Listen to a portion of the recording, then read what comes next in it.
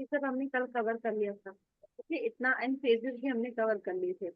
और ये भी हमने कवर किया था, ये जो है इसमें जो इंडक्टिव और डिडक्टिव जो टीचिंग एप्टीट्यूड के कुछ टर्म्स आएंगे आपके, इंडक्टिव मेथड और डिडक्टिव मेथड। ठीक है। इंडक्टिव का क्या मतलब होता है? इंडक्टिव, इंडक्टिव का मतलब चीजों को इंक्लूड करना। ठीक है। इंक्लूड करने के लिए क्या है, जैसे सपोज करो कि मेरे को किसी काम के लिए 100 लोग चाहिए। ठीक है। But we have 80 peoples surrounding it, तो what I have to do, we will add 20 mores. ठीक है। 20 मोर्स, तो इसमें हम क्या कर रहे हैं कि 80 हमारे पर्टिकुलर है, तो अब हम इंडक्टिव मेथड में क्या कर रहे हैं, हम पर्टिकुलर टू जनरल में जा रहे हैं। बिकॉज मुझे 100 लोग चाहिए थे किसी एक चीज के लिए, 80 तो है, यानी 80 एक पर्टिकुलर का काम कर रहे हैं, इतने हैं, लेकिन मैंने क्या किया, 20 और इंक्लूड कर रहे हैं। तो 20 और इंक्लूड कर रहे हैं, तो हम क्या कर रहे हैं, चीजों को जनरलाइजेशन में लेके जा रहे हैं। ठीक है। इंक्लूड करना मतलब कि आप पर्टिकुलर से जनरल में जा रहे हो। ठीक है, अभी आपको और समझ में आएगा। तो अभी इसमें क्या है, हमारा जो अप्रोच जा रही है स्मॉल से लार्ज ग्रुप में जा रही है, इसको आप ना बहुत अच्छे से समझोगे रिसर्च एप्टीट्यूड में भी, क्योंकि रिसर्च में एक इंडक्टिव मेथड डिडक्टिव मेथड अपनी एक अप्रोच होती है। जब आप कोई भी डेटा को करते हो ना, रिसर्च में यूज करते हो, तो उसमें इंडक्टिव मेथड और डिडक्टिव मेथड अप्रोच यूज होती है। तो इंडक्टिव मीन्स इंक्लूड करना। हम इंक्लूड कब करेंगे, जब हमारे पास कोई पर्टिकुलर चीज है, उसको जनरल बनाने के लिए हम इंक्लूड करेंगे। ठीक है। ये किसके लिए होता है, स्मॉल टू लार्ज ग्रुप के लिए होता है। कि पहले हमने स्मॉल स्मॉल ग्रुप के, जैसे एक एग्जांपल है, कोई रिसर्च होती है। ठीक है। रिसर्च हो गई है, और हमने रिसर्च किया, मुझे एक च्यवनप्राश बनाना है। ठीक है। एक इम्यूनिटी बिल्टअप करने के लिए मुझे एक कोई प्रोडक्ट बनाना है। तो मैं क्या करूंगी, मैं 100 लोगों पे ट्राई करूंगी, और तब जाके मैं इसको जनरलाइज करूंगी। ठीक है। जैसे आपकी जो मेडिसिन होती हैं, मेडिसिन पहले जब बनती हैं तो क्या होता है, इंडक्टिव मेथड बनती है, लेकिन बाद में वो डिडक्टिव अप्रोच हो जाती है। क्यों? बाद में जब वो बन चुकी होती है चीजें, तब वो आपके डिडक्टिव अप्रोच हो जाती है। क्यों हो जाती है? क्योंकि अगर मेरे को कोई प्रोडक्ट बनाना है या कोई चीज करनी है, जैसे आप देखोगे कोई भी गवर्नमेंट स्कीम चलाती है, कोई भी काम शुरू होता है, तो एक पायलट प्रोजेक्ट का नाम सुना है आप लोगों ने? पायलट इसका प्रोजेक्ट। तो पायलट प्रोजेक्ट में क्या होता है कि आप उस चीज को थोड़े लोगों पे ट्राई करते हो। जैसे मेडिसिन बनती है, तो मेडिसिन के लिए क्या करते हो, आप कुछ लोगों पे ट्राई करते हो, जब उस पर रिजल्ट पॉजिटिव आता है, तब जाके आप उसको जनरलाइज करते हो। तो इंडक्टिव मेथड में हम क्या करते हैं कि पर्टिकुलर से जनरल की तरफ जाते हैं। मैं कोई मेडिसिन बनाऊंगी, तो पहले मैं 4 या 10 लोगों को उसको ट्रायल कराऊंगी, और सब में रिजल्ट मेरा फेवरेबल होगा, तो मैं कहूंगी कि हाँ ये जनरलाइजेशन के लिए है। और जब वो जनरलाइजेशन हो गया, तो वो मेरी आ गई डिडक्टिव मेथड, क्योंकि हम जनरल टू पर्टिकुलर में जाते हैं। जैसे सपोज करो कि पहले मैंने एक सेरिडो पहले डिस्प्रिन एक मेडिसिन आया करती थी। ठीक है ना? डिस्प्रिन एक मेडिसिन आती थी, तो उसमें हमने क्या किया कि पहले हमने कुछ लोगों को दिया, और जब हमने कहा कि नहीं, कुछ लोगों के सिर में दर्द में फर्क आया, तो वो जनरल हो गई। ठीक है। लेकिन वो एक जनरलाइजेशन में आ गई, वो इंडक्टिव मेथड के अप्रोच में आ गई। ठीक है। अब जैसे सपोज को किसी को भी हेडक हो, वो जनरलाइज हो गई। अच्छा एक काम करो, डिस्प्रिन ले लो, या फिर आप you can have a cold water. जैसे कभी कभी होता है ना कि भाई दिमाग में थोड़ा गर्मी ज्यादा बढ़ गई, तो हम क्या करते हैं, ठंडी ठंडी चीजों को ज्यादा इनटेक करते हैं। तो क्या करते हैं, हम कहते हैं कि आप लोग ठंडी चीज लो। तो उसमें क्या था, जो डिसिप्लिन थी वो मेरी ऑलरेडी जनरलाइज हो चुकी थी, वो ऑलरेडी पूरी पब्लिक को अप्लाई हो चुकी थी। अब अगर उससे रिलेटेड किसी को भी कोई भी प्रॉब्लम होती है, तो हम एक पर्टिकुलर पर्सन को दे देते हैं। जितनी भी मेडिसिन बनती हैं, जितने भी प्रोडक्ट्स बनते हैं, जितने भी प्रोजेक्ट्स स्कूल कॉलेजेस में होते हैं, वो कभी ना कभी पहले पायलट प्रोजेक्ट में आए हैं। एनईपी आई है। एनईपी आने के बाद क्यों कहा गया कि ये प्रोजेक्ट जो है हम 2000, हर प्रोजेक्ट की अपनी डेडलाइन थी, हम इसको 2025 में कंप्लीट करेंगे, इसको हम 2035 में कंप्लीट करेंगे। क्यों? क्योंकि इसमें हमारी इंडक्टिव अप्रोच आई थी। जो एसडीजी आई और एमडीजी आई, पहले एमडीजी लाई गई। और एमडीजी क्यों लाई गई? क्योंकि जब मीटिंग हुई, तो हमें लगा कि नहीं, हमें कुछ काम करना चाहिए। उसका हमने एक टेन्योर बनाया, उस टेन्योर को जब हमें लगा कि हमने उसको फुलफिल किया, तो उसके बाद हमने एसडीजी बनाई। तो हम क्या कर रहे हैं, पहले पर्टिकुलर छोटी छोटी चीजों पे काम करते हैं, और फिर उसके जाके उसको जनरलाइज कहते हैं। अब अगर आप जैसे प्रोटोकॉल में कुछ, अगर आप लोगों को याद हो, तो कुछ ऐसे सिस्टम बनाया गया है कि कार्बन एमिशन पे रोक लगा दी गई है, कि आप एक 1 ईयर में, या एक इंडस्ट्री जो है इतने एमिशन से, मुझे वो एग्जैक्टली फिगर अभी याद नहीं है, इतना अमाउंट ऑफ एमिशन से ज्यादा एमिट नहीं कर सकते हो। अगर आप एमिट करते हो तो आप उधार ले लेते हो कंट्रीज से, ठीक है, ये भी एक सिस्टम है, ये एक पूरा प्रोसेस है। तो वो सब क्यों है, क्यों, क्योंकि हमको लगा कि हमें एक पर्टिकुलर चीजों पे काम करना चाहिए, और जब हमें देखा कि उस पर्टिकुलर चीज पे काम करने पे हमारा कार्बन एमिशन को कंट्रोल करने से हमारा पॉल्यूशन और ग्लोबल वार्मिंग रुक रही थी, तो हमने उसको जनरलाइज कर दिया। ठीक है। तो इंडक्टिव का मतलब अगर याद करना हो तो इंक्लूड करना, हम इंक्लूड तभी करेंगे किसी चीज में जब उस चीज में कमी होगी। 100 लोग चाहिए, 80 थे, 20 लोगों की कमी हुई, हमने 20 लोगों को ऐड ऑन कर दिया। Inductive is equal to include, तो जब हम इंक्लूड करते हैं तो that goes from particular to general. Done. तो ये जब चीजें आएंगी आप स्मॉल से लार्ज ग्रुप में जाओगे, लेकिन ये टाइम कंज्यूमिंग भी है साथ साथ में। ठीक है। अगर हम कोई, मान लो अगर हमें कोई प्रोजेक्ट बनाना, तो पहले हम उस पर काम करेंगे, उस पर सारी एक छोटी सी चीज है, जैसे सपोज करो अगर मैं आज आपको बोल दूं कि एक फाइल बनानी है, ठीक है, मैंने 4 लोगों का ग्रुप बनाया, पहले मैंने देखा कि हाँ उसमें ना सब लोगों का वो रिजल्ट फ्रूटफुल आ गया, कोई भी प्रोडक्ट बनाया या कोई भी लैब में आपको टेस्टिंग के लिए दिया, तो उसमें क्या किया, एक पहले वो सारे के सारे चीजों को जो डिजाइनिंग है वो हमने स्मॉल ग्रुप के साथ की, स्मॉल से फिर लार्ज में गए, तो टाइम कंज्यूमिंग हुआ कि नहीं हुआ, क्योंकि सेम चीज अब हमें लार्ज ग्रुप के लिए देनी है। फिर ये जनरली ये जो इंडक्टिव मेथड है वो कहाँ पे ज्यादा यूजफुल होगा, उस जगह पे यूजफुल होगा जहाँ पे हमारे पास बहुत छोटे लोग हैं।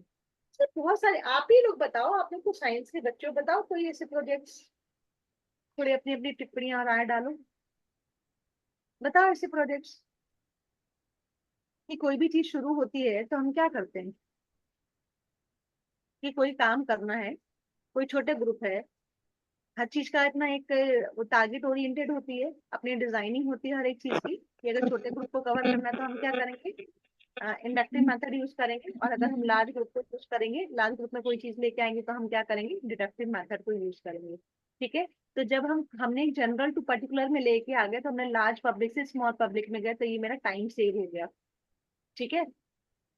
पहले 100 लोगों पे टेस्टिंग करी डिस्प्रिंग की, तब हमने कहा कि नहीं ये यूजफुल है सभी के लिए, लेकिन 100 पे ऑलरेडी हो गई है और इनमें से किसी एक का फिर से सर दर्द हुआ, हमने कहा आप डिस्प्रिंग ले लो। टाइम सेव हुआ कि नहीं हुआ। हम्म? तो ये यूजफुल है स्मॉल पीपल्स भी, और ये यूजफुल है हायर क्लासेस के लिए। समझ में आया अब यस इसका मैम। मतलब। हाँ? इसका मतलब अब कैसे आपका एजुकेशन से कनेक्ट हुआ, जो आप देखोगे प्ले स्कूल में क्या 100 बच्चे होते हैं, कभी नहीं होते, कभी नहीं होते, लेकिन जैसे जैसे आप हायर क्लासेस में जाते जाओगे, आपके सेक्शन ऐड ऑन होते जाते हैं, आपकी चीजें ऐड ऑन हो जाती है। क्यों, क्योंकि उस स्मॉल ग्रुप को हैंडल करने के लिए हमें टाइम की ज्यादा जरूरत होती है। सॉरी, अगर हम लार्ज ग्रुप को हैंडल करते हैं तो हमें ज्यादा टाइम चाहिए होगा। अब स्मॉल ग्रुप के बच्चों को, अगर हमारे पास 100 लोग हैं, इन 100 लोगों को चीजों को सिखाने के लिए हमें ज्यादा टाइम चाहिए, बिकॉज ये ब्लैंक है। ठीक है। तो जो इंडक्टिव मेथड है वो स्मॉल ग्रुप के लिए यूज होता है, और यूजफुल, और जो डिडक्टिव मेथड है वो हायर क्लासेस के लिए यूज होता है। ठीक है। हायर क्लासेस में आप दे दोगे, 4 दिन बाद ये प्रोजेक्ट सबमिट कर लेना।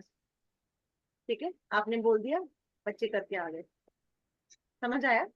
इसका आगे आगे काम आता जाएगा, और कभी कभी इसमें से डायरेक्ट क्वेश्चंस भी आ जाते हैं कि जनरलाइजेशन किस में पहले आता है, और पर्टिकुलरिटी किस में सबसे पहले आता है, या फिर रिसर्च में भी एक पूरा प्रॉपर सीक्वेंसिंग अरेंजमेंट करने के लिए भी आ जाता है। ठीक है, यहाँ तक कोई कंफ्यूजन बच्चों। नो फिर मैम। हमने, ठीक है, अब फिर हमने ना कुछ टर्मिनोलॉजी पढ़ी थी, ये इसके, मैंने आपको उस दिन एक टर्मिनोलॉजी समझाई थी, एजुकेशन क्या होता है, समझाई थी ना।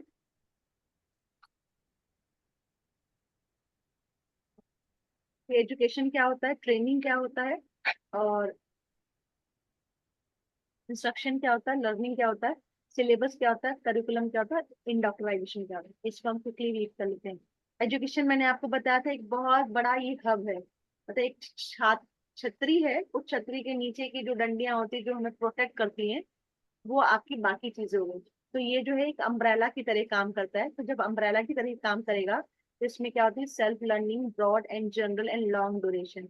एजुकेशन एक ऐसी चीज है कि आप टिल द डेथ एंड तक चीजों को लर्न ही करते रहते हो, एजुकेट होते रहते हो। तो एजुकेशन, आप सबसे प्लस पॉइंट देखो यूजीसी नेट है, there is no age for the assistant professor. 80 साल का बंदे में भी अगर कैलिबर है तो वो नेट को निकाल सकता है। ठीक है।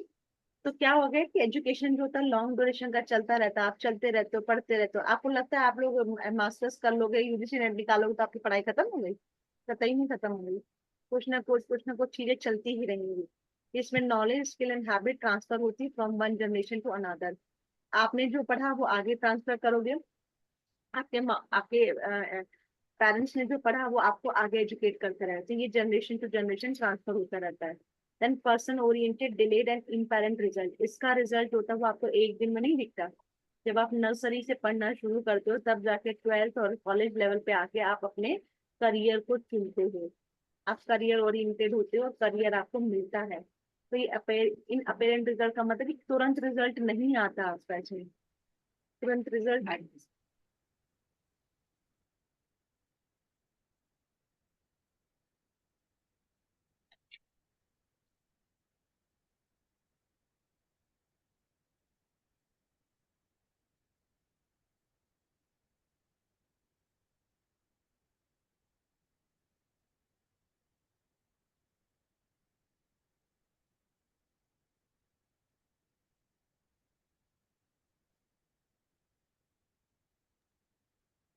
ठीक है। देन ट्रेनिंग में मैंने आपको बताया था कि ये किससे रिलेटेड होती है, आपकी जॉब रिलेटेड होती है, टेक्निकल स्किल रिलेटेड होती है। और इसका रिजल्ट आपको शॉर्ट टर्म में मिल जाता है। कि आप किसी ऑफिस में गए या आपने किसी ट्रेनिंग पार्ट को ऐड ऑन किया, अपने स्किल को ऐड ऑन करने के लिए कोई ट्रेनिंग ली और शॉर्ट टर्म के लिए हुई, और उसके रिगार्डिंग आपको जॉब मिल गया, उसके रिगार्डिंग कोई प्रोजेक्ट मिल गया, वो आपका रिजल्ट तुरंत दिख गया। ठीक है। तो equip student with specific job related और technical skill, teaching is assumed to be a wider concept than the training। और टीचिंग जो होता है वाइडर कॉन्सेप्ट है एज कम्पेयर टू ट्रेनिंग। क्योंकि टीचिंग भी क्या होती है, आपका ये कंटिन्यूस प्रोसेस है, ये आपका इंटरेक्टिव प्रोसेस है, इसमें कम्युनिकेशन होता ही होता रहता है। लेकिन जैसे हमने बताया था कि टीचिंग में क्या है कि हम हमारे नॉलेज को ट्रांसफर करते हैं। ठीक है। हम हमारे इनपुट्स को, इंफॉर्मेशन को, जो भी आइडियाज हैं वो हम किसी और के माइंड में फिल करते हैं। लेकिन ट्रेनिंग का जो कॉन्सेप्ट होता है वो एज कम्पेयर टू टीचिंग कम वाइडर होता है। क्योंकि ट्रेनिंग में क्या होता है, आज आप किसी एक प्रोजेक्ट में हो, उस प्रोजेक्ट रिलेटेड आपने काम को सीखा, फिर जब आप दूसरी कंपनी, दूसरी ऑर्गेनाइजेशन, दूसरे प्रोजेक्ट में जाते हो, फिर उस प्रोजेक्ट के रिलेटेड आप ट्रेनिंग लेते हो, काम सीखते हो। तो उसका कॉन्सेप्ट जो होता है वो टीचिंग से कम छोटा है। ठीक है। While teaching deal mainly with theoretical aspect and training जो होता है प्रैक्टिकल एप्लीकेशन होता है। ठीक है। Narrow and specific, short duration, job oriented, quick and apparent result. ठीक है, यहाँ तक कोई कंफ्यूजन? समझ आया? Yes ma'am.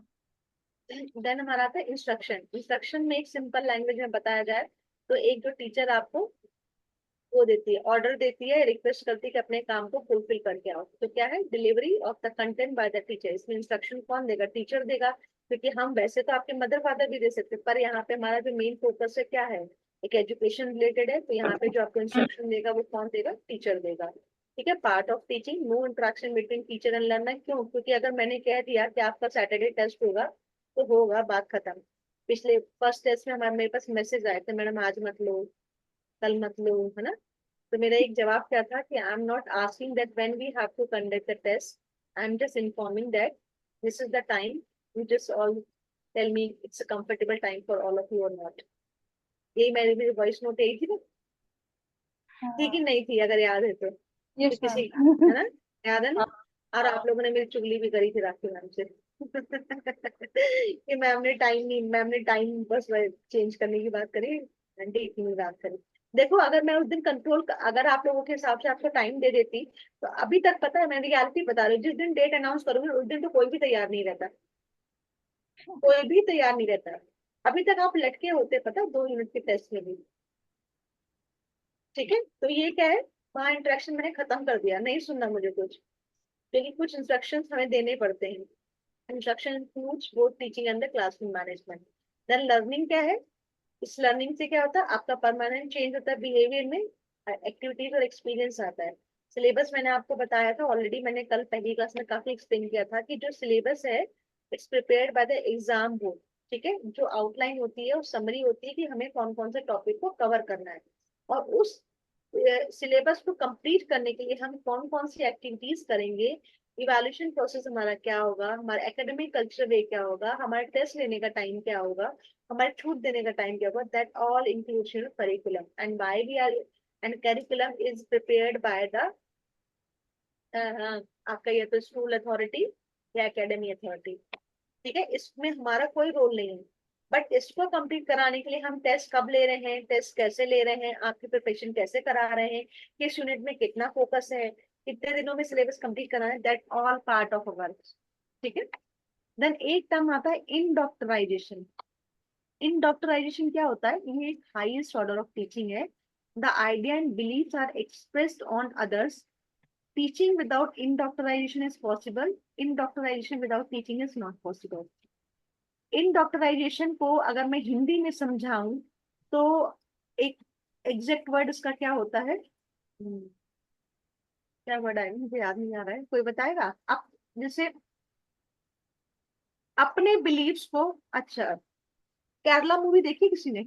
मैं ये एग्जांपल पिछली क्लास में भी दिया था। केरला मूवी देखी है? केरला थी ना? केरला केरला मैम, को, स्टोरी का केरला स्टोरी थी। हाँ केरला स्टोरी, हाँ उसमें जो देखी है। जो हिंदू लड़की को उसने कन्वर्ट कर दिया था मुस्लिम में, एंड देन किसी ने नहीं देखी? केरला ही है ना, या कोई और नाम है? मुझे तो यही केरला ही याद आ रहा है। द केरला स्टोरी है वो, मतलब वो एक रियल कहानी पर डिपेंड है। वो रियल कहानी ही है एक्चुअली। हाँ हाँ, वो रियल पे ही है। कहानी है। वो मूवी क्या थी कि एक शॉर्ट में बता रही थी कि उसका इंडोक्टराइजेशन के साथ एसोसिएशन है। उसमें क्या था कि जो एक कॉलेज था, एक उसमें एक मुस्लिम और दो तीन हिंदू लड़कियां थी। जो मुस्लिम लड़की थी ना, उसका एक उनका आप देखते हो मुस्लिम्स का कैसा ओरिएंटेड होता है कि हम ज्यादा से ज्यादा लोगों को अपने अपने रिलीजन में लेके आए। तो वो उनके फ्रेंड्स बने। उनको उन्होंने इस तरीके से चीजों को घुमाया, अपने बिलीव्स अपने आइडियाज को इस तरीके से एक्सप्रेस किया कि वो मुस्लिम्स में कन्वर्ट होकर चली गई। जब उनके पेरेंट्स को ये बात पता चली तो उनके पेरेंट्स उनको लेने गए। वो उनके पेरेंट्स के पास वापस नहीं गई क्योंकि उनको पता था कि अब हम इतनी दूर आ चुके हैं कि जिसमें तीन फ्रेंड्स थी। एक फ्रेंड ने तो सुसाइड कर लिया था। एक फ्रेंड वहां पे पकड़ी गई थी, किसके बॉर्डर पे, इराक और किसी कुवैत के बीच का कोई बॉर्डर है, वहां पे पकड़ी गई थी। और वो उस समय वहां पे जेल में थी, और उस जेल में जो उसने कहानी सुनाई उसके बेस पे वो मूवी बनी थी। ठीक है। तो उसमें क्या था कि उस जो मुस्लिम लड़की बनी ना, उसने उसने अपने धर्म के बारे में इतना ज्यादा उसको अपना वो कर दिया, चीजें वो बता दी कि वो एग्जैक्टली मुझे टर्म याद नहीं आ रहा, कि वो उनके आइडियाज को बिल्कुल मान लिया कि नहीं, मुस्लिम सी है। अब वो पता है क्या कहने लगी कि जब शिव और पार्वती में से जो नहीं, शिव की पहली बीवी का नाम क्या था? सती था ना, आई थिंक। सती था ना? तो जब सती की डेथ हुई तो वो कैसे एग्जाम्पल दिया उस मूवी में दिखाया है कि उसने एग्जाम्पल दिया कि जब तुम्हारा भगवान की पत्नी मर गई तो वो खुद उसको उठा के गोद में लेकर के रोता जा रहा था। तो जब वो अपना ही दुख नहीं संभाल पा रहा तो तुम्हारा दुख कैसे संभालेगा? हमारे अल्लाह को देखो, ही इज एवरीवेयर, हमेशा हमारे लिए आता है। हमेशा तो तुम्हारे हिंदुओं में क्या है?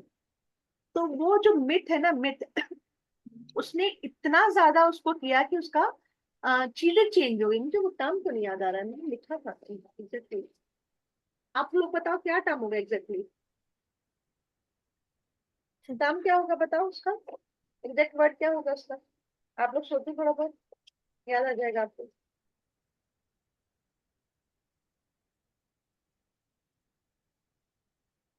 मैम, भावना। नहीं नहीं, भावना नहीं है। मुझे वो हिंदी में वो टर्म याद नहीं आ रहा है। नहीं याद आ रहा वो टर्म, पता नहीं क्या था। जिसे कहते हैं ना वशीकरण टाइप का करना, वैसे वशीकरण तो खैर कुछ और ही वर्ड होगा कि यकीन आप, दिलाना। हाँ मतलब अपने मेरे को याद आएगा तो मैं आप लोगों को बताऊंगी। तो वो टर्म एग्जैक्टली याद नहीं आ रहा कि हिंदी में वो टर्म क्या है कि आपने मैम अपने, हिप्नोटाइज। नहीं हिप्नोटाइज नहीं। हिप्नोटाइज में तो आप थोड़ी देर बाद वो खत्म हो जाता है ना असर, तो वो वापस उस स्टेज में आ जाता अच्छा है। मैम, समझ गई आप क्या कहना चाह रहे हैं। हाँ एक वो, सेकेंड। वो ऐसे ब्रेन वॉश कर देते हैं उनको। हाँ याद आ गया, हाँ, ब्रेन वॉश। ब्रेन वॉश करना, ब्रेन हाँ। वॉश, हाँ देखो, मेरा ही ब्रेन वॉश हो चुका है आज। वर्ड ही याद नहीं आ रहा मुझे तब से। तो उसने क्या किया कि अपने आइडियाज और अपने बिलीव्स को इस तरीके से एक्सप्रेस किया कि उसका ब्रेन वॉश हो गया।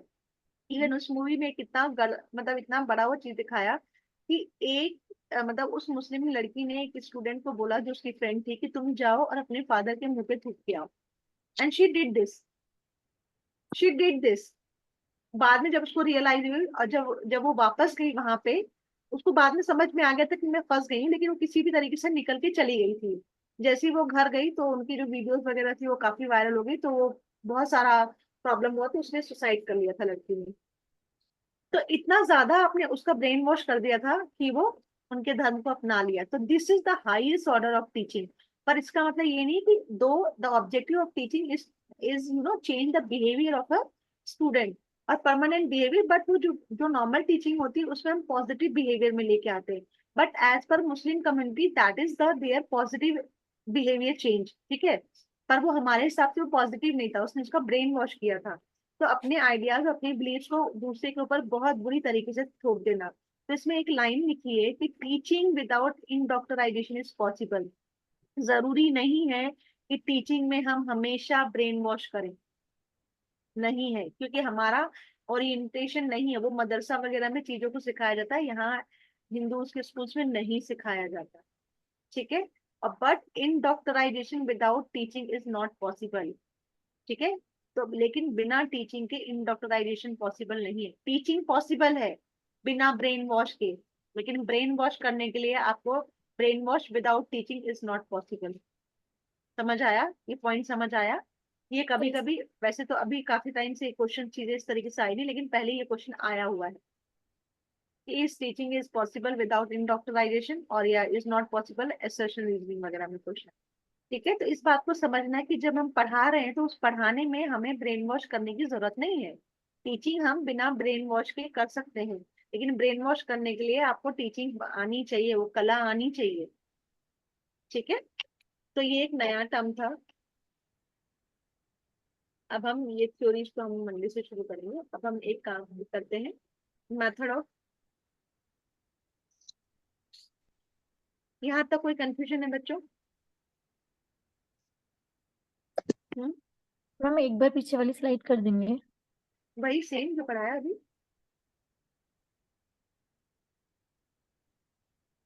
वो जो इंडोक्ट्रिनेशन वाली कह रहे हो। यस मैम वही इंडोक्टराइजेशन में। हाँ, ओके मैम। ठीक है।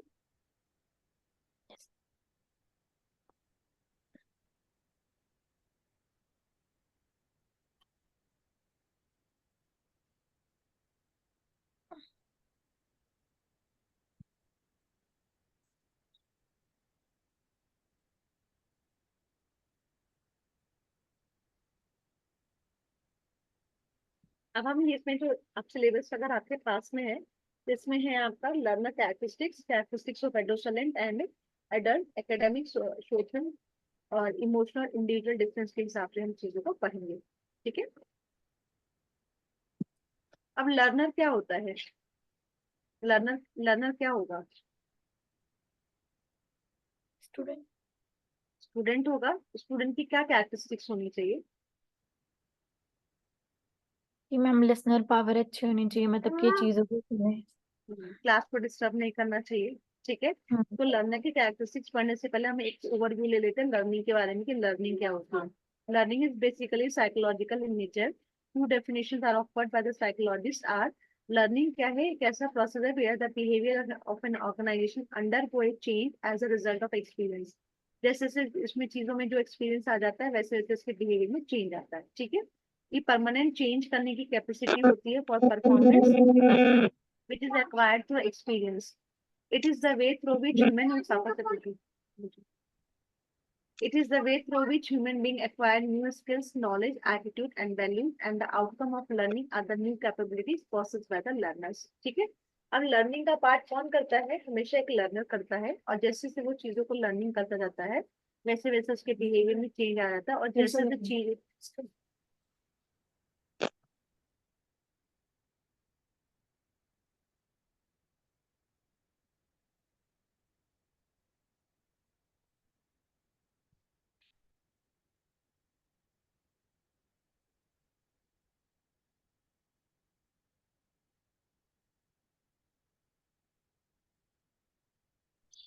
ठीक है। तो वो क्या करता है, जो जो चीजों को सीखता जाता है वैसे वैसे अपने एक्सपीरियंस के साथ उसके बिहेवियर में चेंज आ जाता है। लर्निंग के कैरेक्टरिस्टिक्स क्या है? It involve change. Learning involve activities, it requires interaction, it's a life long process, it occurs randomly through out the life. जरूरी नहीं कि लर्निंग करने के लिए आपको एक जगह इकट्ठा होकर बैठने की जरूरत है। आप चलते फिरते उठते बैठते कभी भी किसी भी स्टेज पे और कभी भी किसी भी टॉपिक से किसी भी चीजों से आप चीजों को लर्न कर सकते हो। It involves problem solving and it is the process of acquiring information.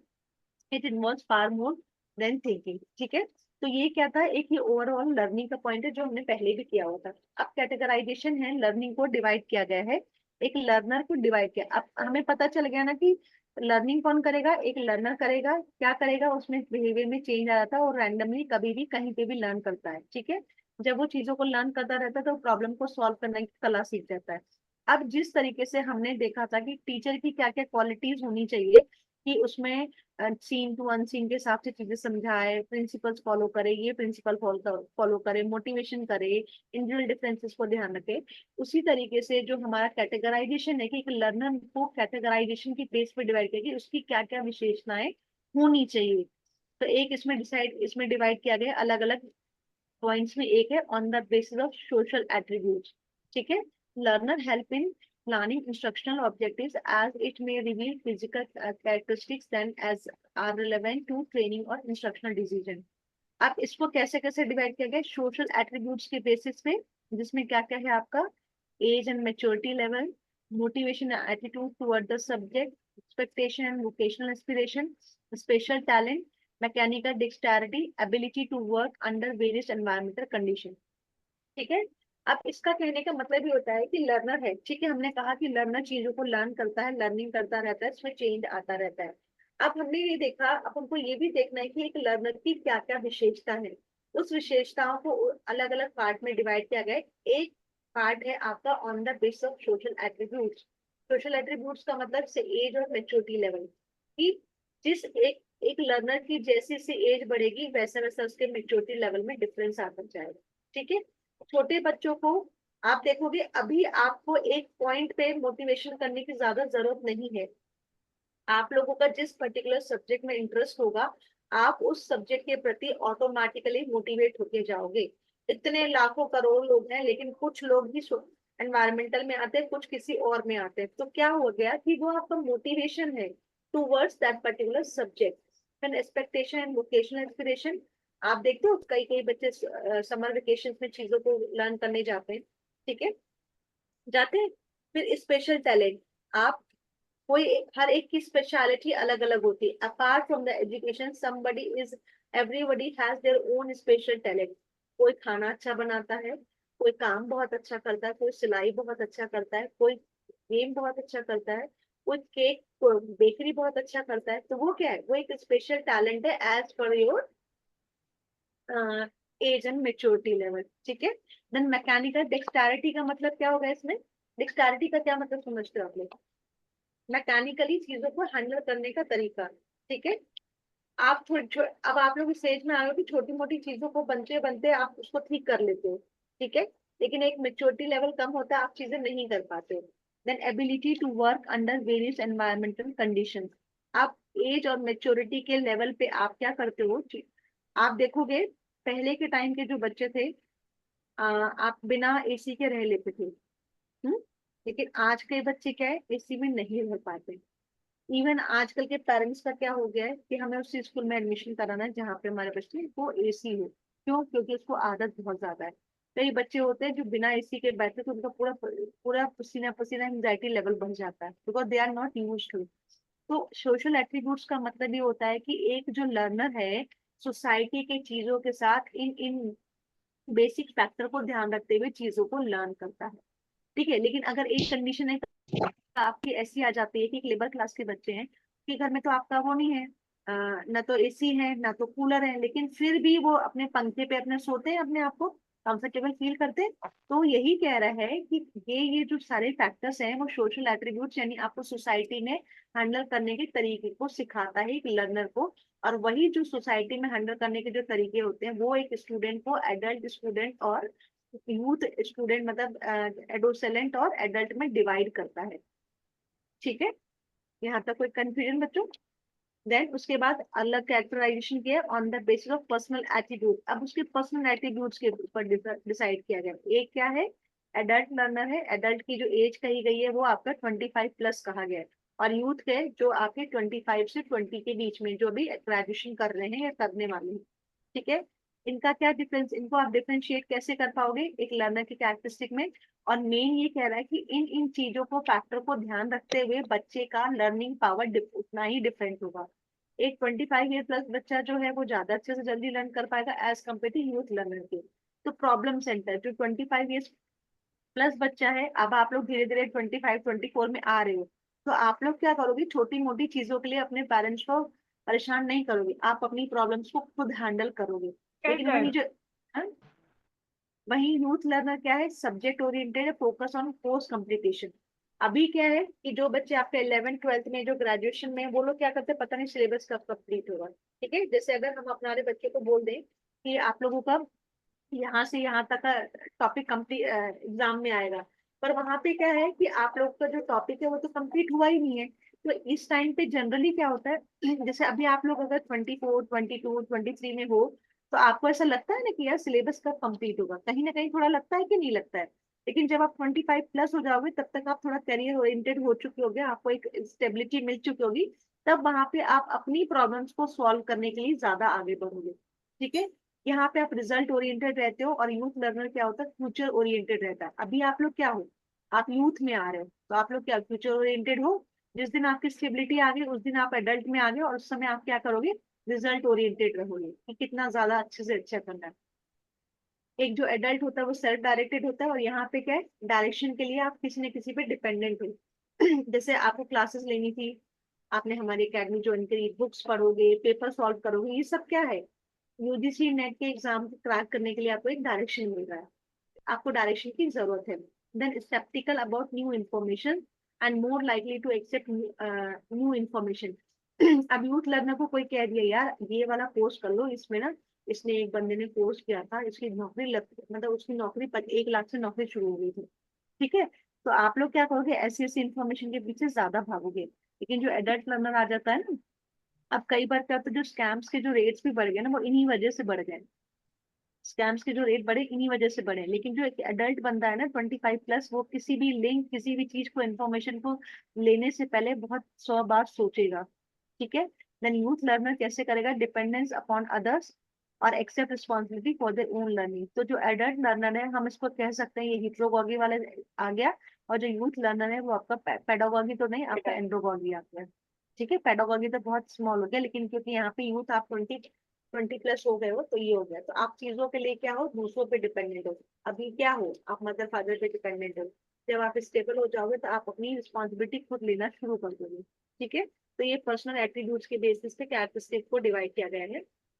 अब हमारा एक आता है on the basis of learning style. ठीक है, लर्निंग स्टाइल क्या होता है, वो ये कहता है कि हर एक इंसान की लर्निंग करने का तरीका अलग अलग होता है। ठीक है, यहाँ पे सब लोग बैठे हो, कोई नोट बना रहा है, कोई इसी इसी ये इसको पढ़ के दोबारा नोट्स बनाएगा, कोई मैदान पढ़ रहा है, कोई एकेडमी के नोट्स पढ़ रहा है, और हो सकता है कई लोग कई और एकेडमीज के लेक्चर्स भी सुन रहे हैं। That is their personal view. ठीक है, तो learning style, on the base of learning style के बेसिस पे भी हमने कैटेगराइजेशन किया है लर्नर्स को।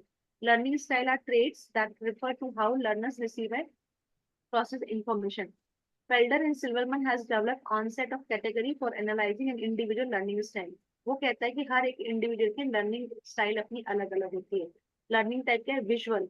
विजुअल में कई लोग देखो क्या करते हैं, पिक्चर डायग्राम ऑफ डेमोन्स्ट्रेशन से ज्यादा जल्दी समझते हैं। ठीक है, वहीं एक ऑडिटरी होती है कि लोग सुन के, कई लोगों को देखो रिकॉर्डिंग सुनने के बाद ज्यादा समझ में आता है। इंट्यूटिव, कई लोग क्या करते हैं कि इनसाइट और अपने अपने मन से चीजों को, जैसे होता है ना, कई कहते हैं इसका इंट्यूशन बड़ा अच्छा है, या मैं जो करेक्ट, जैसे कभी कभी कोई क्वेश्चंस आपको नहीं भी बन रहे हैं एग्जाम में, तो पर आपका इंट्यूशन इतना हाई होता है कि उसके बेस पे आप क्वेश्चंस को करेक्ट करके आते हो। ठीक है, देन इंडक्टिव, कई लोग क्या करते हैं, फैक्ट से जनरलाइजेशन की तरफ पढ़ने की कोशिश करते हैं। कई लोगों का तरीका होता है जनरलाइज से फैक्ट की तरफ जाते हैं। देखो कई कई लोग थोड़ा थोड़ा फैक्ट फैक्ट याद करते हैं, उसके बाद उसको जनरलाइज करते हैं। कई लोग कहते हैं इस तरीके से जनरल करके फिर फैक्ट्स बनाते हैं। ठीक है, कि आप जो निमोनिक्स बनाते हो वो क्या होता है, आपका जनरलाइजेशन से फैक्ट्स की तरफ जा रहे हो। लेकिन कई लोगों को क्या, निमोनिक्स बना बना के देते तो वो अपने जनरलाइज आगे चले जाएंगे। देन एक्टिवली, फिजिकल एंगेजमेंट और डिस्कशन। अब कई लोग ज्यादा एक्टिव होते हैं।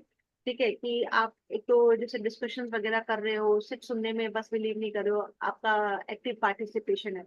वैसी चीजों को लर्न करते हैं, जैसे लर्निंग बाय डूइंग का ऑप्शन एग्जाम्पल है। फिर रिफ्लेक्टिव इंट्रोस्पेक्शन, कि कई लोग क्या करते हैं कि जो पहले कभी पढ़ा उसके बेस पे, अच्छा यहाँ पे मैंने ये पढ़ा था, हाँ ये लाइन तो उससे रिलेटेड है, ये आंसर होगा इसका। होता है ना, ये भी तरीका कई लोग अपनाते हैं। Then sequential, series of related step. अब कई लोग क्या करते हैं, जैसे when I used to prepare for UPSC, तब हमने एक सीरीज बनाया करते थे, क्योंकि उसमें बहुत सारा रट्टाफिकेशन होता था। हम सीरीज बनाते थे, पूरे पूरा गाना बनाते थे, लोग कई लोग काम करते थे उस पर। और मतलब तो उसमें क्या होता है कि कई लोगों का याद करने का तरीका क्या है कि किसी भी चीज को आप एक गाने के फॉर्म में बना लो, या स्टेप स्टेप वाइज बना लो। जैसे मैं अभी आपको रिसर्च में पढ़ाऊंगी, स्टेप्स पढ़ाऊंगी, उसको मैं आपको बताऊंगी कैसे मैंने इसका सीक्वेंशियल बनाया है। वो मेरा याद करने का तरीका था, आप उसको कैसे भी बना सकते हो। ठीक है। देन ग्लोबली लार्ज जम्प्स और होलिस्टिक अप्रोच। आप कई लोग कैसे लर्न करते हैं कि पूरे लोगों का एक में साथ में, जैसे होता है ना, ऐसे कई बच्चे होते हैं। एक एग्जांपल, जैसे कोई क्वेश्चन हुआ, आप बताओ कैसे क्वेश्चन उसका करोगे। आप लोग बताओ उसका कैसे क्वेश्चन फाइंड आउट करोगे। कुछ आप लोग भी बोलो। हम्म, कैसे मैम मतलब करोगे। Question fine. मतलब जैसे देखो, अब ये लर्निंग टाइप है, स्टाइल है, ये लर्न करने का तरीका बता रहा है। ग्लोबली एक टाइप है, उस ग्लोबली में क्या क्या स्टाइल आती है, लार्ज जंप और होलिस्टिक अप्रोच। जैसे कभी कभी नहीं होता कि कोई किसी चीज को बता रहा है, एक्सप्लेन कर, या मुझे इतना तो समझ में आया, आगे बता दे, आगे बताओ, वो जल्दी याद हो जाएगा। जैसे मैंने आपको बताया था कि जो न्यूज आती है उसके हाईलाइट तो बड़े अच्छे होते हैं, लेकिन लास्ट में ही, लास्ट की एक लाइन ही उसकी न्यूज होती है। तो जैसे मुझे पता है कि पहले वो, तो मैं क्या करती हूँ, सीधे ड्रैग करते लास्ट के पॉइंट में आ जाती हूँ। तो that is my holistic approach. ठीक है। तो मुझे उस पर्टिकुलर चीज की इंफॉर्मेशन भी मिल जाती है, और मेरे को ना इतना वो पढ़ने का, लेक्चर पढ़ने का वो नहीं है। एक आधी बार ट्रायल करके देखा, लेकिन लगा कि बस उसी उसी बात को रिपीट होता है, तो फिर अगली कोई भी न्यूज आई उससे रिलेटेड, मैंने सीधे नीचे ड्रैग कर दिया। ठीक है। तो that is my holistic approach. अब जैसे आप मैदान पढ़ोगे, लाइन ड्रा हो गया, हाँ ठीक है, हो गया। करते हैं कई लोग, करते हैं, नहीं करते, हाँ पढ़ते हो ऐसे नहीं पढ़ते हो, वो उनका हाँ। स्टाइल है। ठीक है। Then on the basis of listening skills, इसमें लिसनिंग स्किल्स के बेसिस पे डिवाइड किया गया है। एक तो है आपका learning is an important skill, and there are 4 types of learning style. Active listening, active listening का मतलब, एक्टिव लिसनिंग का मतलब मतलब एक्टिवली सब कुछ एकदम किसी सुनना। चीज को कैच करना। ऐड करना, ध्यान से सुनना। ठीक है। ऐसे सुनना। एम्पैथेटिक लिसनिंग मतलब फॉर्म ऑफ एक्टिव लिसनिंग है in which you attempt to understand the other person.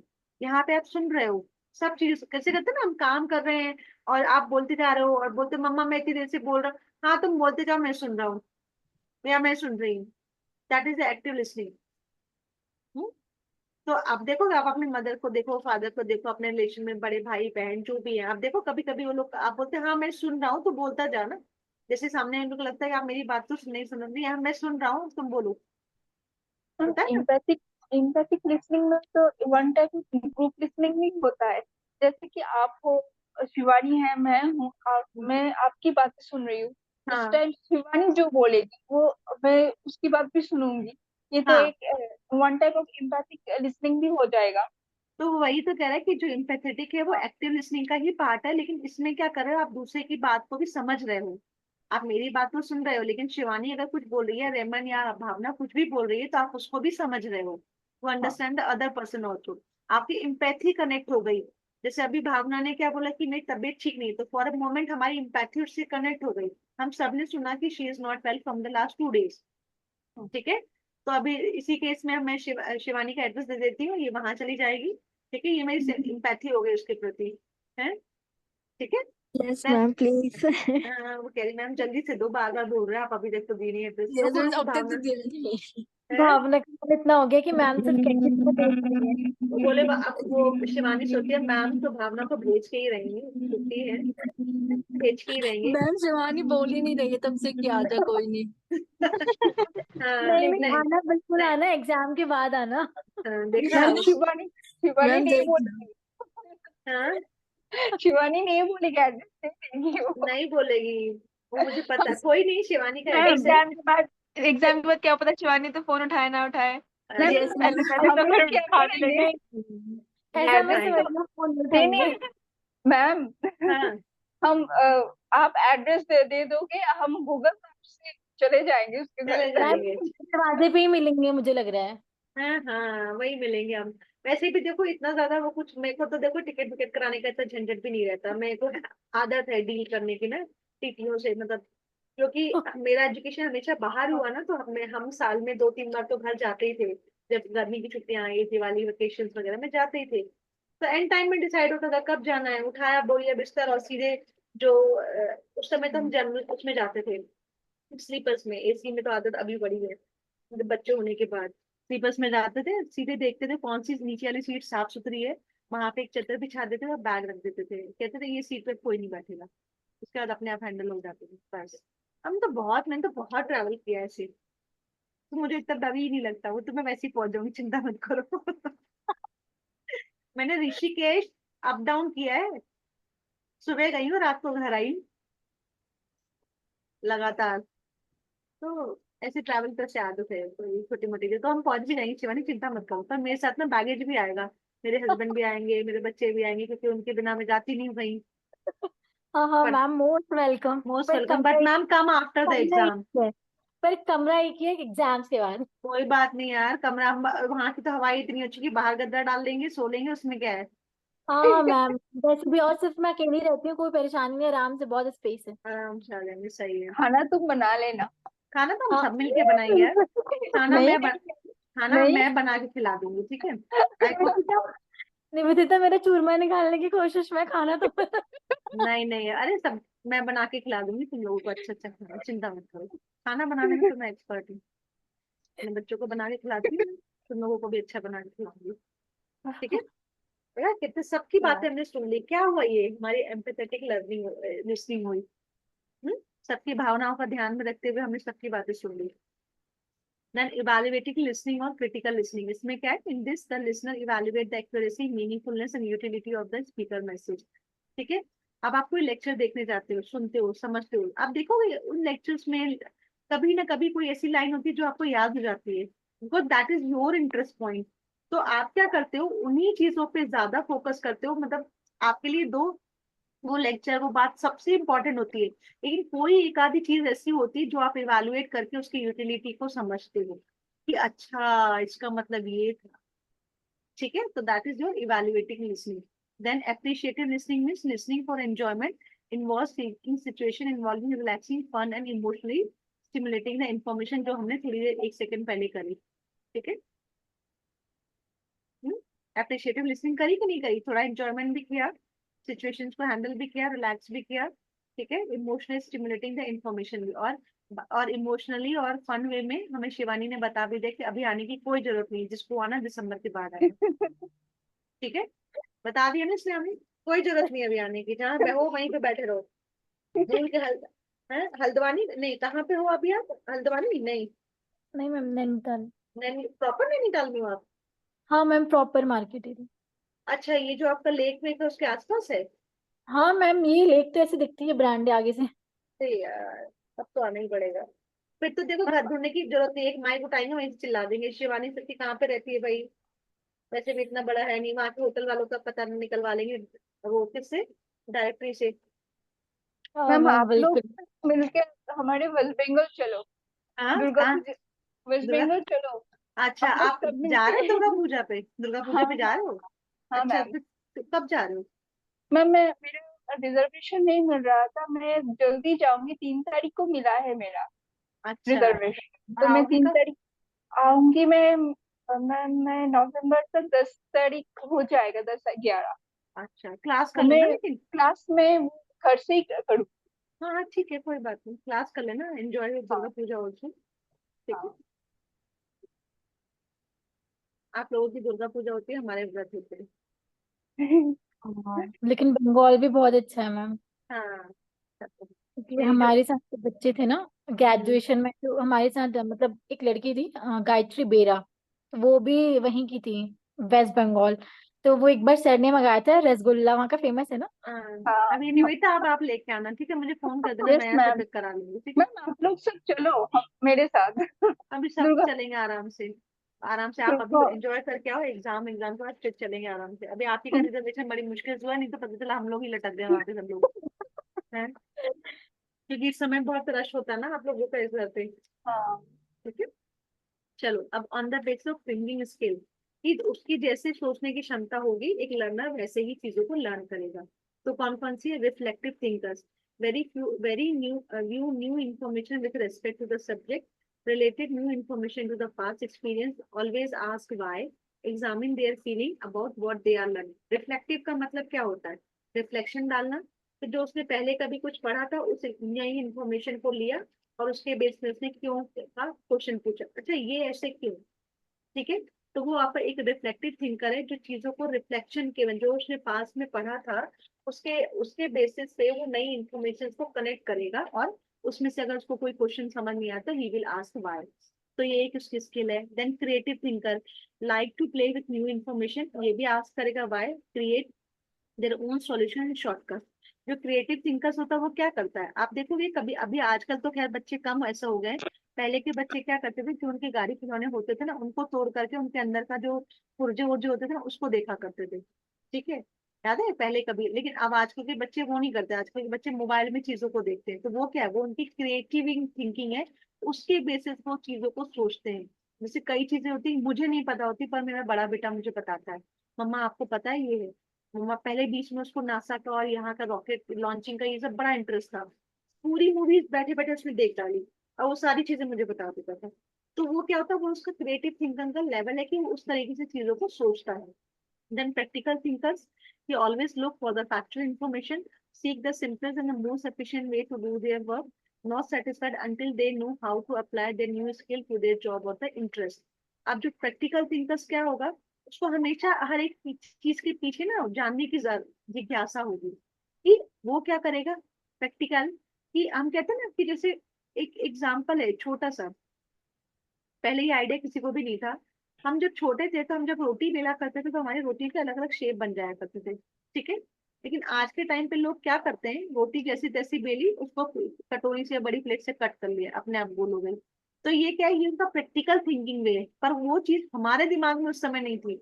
But we that time we learn to how to make roti गोल। ठीक है, और वो स्किल ने हमको रोटी, अब तो पता है तिकोना बनाने की कोशिश भी करती तब भी वो गोल बन जाती है। तो वो क्या है कि प्रैक्टिकल थी, कई लोग क्या करते हैं कि हर एक चीज को अपने सिंपलेस्ट वे ढूंढते हैं काम करने के, होता है ना इसकी सिंपल वे निकालना कि फटाफट से स्मार्ट वर्क को सिंपल वे में कैसे जल्दी काम करना, वो आपके प्रैक्टिकल थिंकर हो गए। कॉन्सेप्चुअल थिंकर होगा कि accept new information only after seeing the big picture, want to know things work, not just the final outcome, learn the concept that are presented, but also want to know the related concept that may not be included. Conceptual thinkers क्या होते हैं कि वो हर एक चीज को, किसी की भी चीज को एक्सेप्ट करने के पहले उसका पूरा कॉन्सेप्ट समझते हैं। ठीक है, कि आप देखोगे कभी छोटे बच्चों का अगर आप कैटेगरी में देखोगे तो कई बच्चों को अगर आप जैसा चीज बताते हो वो वैसा समझ जाते हैं।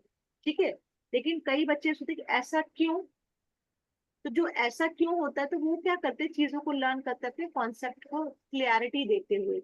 ठीक है, तो ये हो गए कॉन्सेप्चुअल लर्नर। ये हमने कैरेक्टरिस्टिक्स पढ़ रहे हैं, किसके, लर्नर के कैरेक्टरिस्टिक्स पढ़ रहे हैं। देन एक आता है आपका फील्ड इंडिपेंडेंट और फील्ड डिपेंडेंट पर्सन।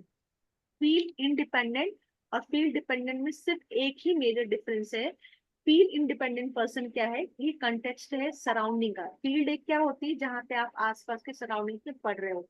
डिपेंडेंट का मतलब होता है कि वो किसी पे डिपेंडेंट है, और इंडिपेंडेंट का मतलब होता है वो डिपेंडेंट नहीं है। जैसे एक एग्जांपल, अभी तो हम एक एक लाइन पढ़ेंगे, जैसे एक एग्जांपल है, आप लोगों में से 4 स्टूडेंट हैं, कुछ लोग क्या करते हैं कि आप, जैसे मैंने जब आपको बोला कि आप लोग क्लास के नोट्स बनाओ और एक दूसरे को शेयर करो, तो दे, जो लोग एक दूसरे को कोऑर्डिनेट करके क्लास के नोट्स बना रहे हैं और आपस में शेयर कर रहे हैं, they are field dependent person. But those who said कि नहीं यार मेरे को ना इस ग्रुप में मजा नहीं आता, मैं अकेले ही पढ़ूंगी, दे पर्सन आर फील्ड इंडिपेंडेंट। ठीक है, अब इसको वन लाइन लाइन करते हैं। फील्ड का मतलब होता है context and surrounding, some people are more और less influence by the context when performing skill और लर्निंग। जब कोई, अब देखोगे कई लोग होते हैं यार मेरे को ना ग्रुप में अच्छा नहीं लगता, मैं अकेले ही पढ़ना अच्छा फील करती हूँ। ठीक है, तो field independent learner tend to rely less on the teacher और other learner for the support. जो इंडिपेंडेंट होते हैं वो क्या करते हैं, अपना काम खुद करने की कोशिश करते हैं और किसी की हेल्प नहीं चाहते। And feel independent learner perceive analytically, और वो कोई भी चीज को एनालिटिकली वे में सोचते हैं, एनालाइज करते हैं। They see objects separately from the surrounding fields. They prefer to work in a self-structured situation and have self-determined goal, defined goal. In the classroom activities such as extensive reading and writing, which learner can carry out alone are useful for the independent learner. ठीक है, तो कई लोग नहीं होते कि भाई ma'am मैं ना अकेले ही काम करूंगा, मुझे ग्रुप में स्टडी नहीं होती है। ऐसे लोग होते हैं आपके फील्ड इंडिपेंडेंट। ये भी क्या है, कैरेक्टरिस्टिक्स है किसके, लर्नर के। और फील्ड डिपेंडेंट का मतलब क्या होता है, he works well in team as they tend to be better in interpersonal relationship. अब जो लोग 4 लोगों का ग्रुप बना करके स्टडी करते हैं, तो as compare to field independent person के उनके रिलेशनशिप, इंटर रिलेशनशिप ज्यादा अच्छे होते हैं। क्योंकि इस फील्ड इंडिपेंडेंट पर्सन को आपका अपना काम करना खुद ज्यादा अच्छा लगता है, तो इसका जो इंटरपर्सनल रिलेशनशिप है वो उतना अच्छा नहीं होता जितना इन बच्चों का आपस में होता है। बिकॉज ग्रुप में सबके अपने अपने थिंकिंग लेवल होते हैं, अपने अपने करने का तरीका होता है। जब आप उन चीजों के साथ डील करते हो तो आप एज अ टीम बन जाते हो। उस टीम में काम करते करते आप लोग एक दूसरे के साथ एक कॉर्डियल रिलेशनशिप बनाते हो। ठीक है, they perceive, they prefer to work in existing globally structured and context. They require externally defined goal and reinforcement and are more aware of their surroundings. ये क्या करता है, अपना सेल्फ स्ट्रक्चर बनाता है। ठीक है, अपने आप बनाता है कि उसको कब काम।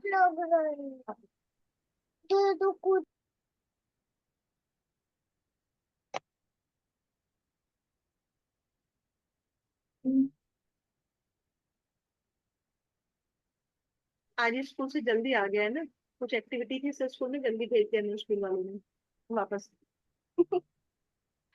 और कुछ भूख लगी तो मैंने कहा खा लो, नहीं ये नहीं चाहिए, क्रैक चाहिए मुझे तो। ठीक है, तो ये क्या है, यहाँ पे क्या हुआ आपका कि एज ये लोग फील्ड इंडिपेंडेंट पर्सन क्या होता है, सेल्फ स्ट्रक्चर्ड सिचुएशन, यानी वो अपने आप सारी सिचुएशन को क्रिएट करता है, अपने आप चीजें डिसाइड करता है। लेकिन इनके फील्ड डिपेंडेंट पर्सन में क्या होता है कि 4 लोग मिल करके एक गोल को डिसाइड करते हैं, एक स्ट्रक्चर बनाते हैं और उस स्ट्रक्चर को फॉलो करते हुए अपने गोल को फुलफिल करते हैं। ठीक है, in the classroom activities that connect different part of a lesson are useful for field dependent learner.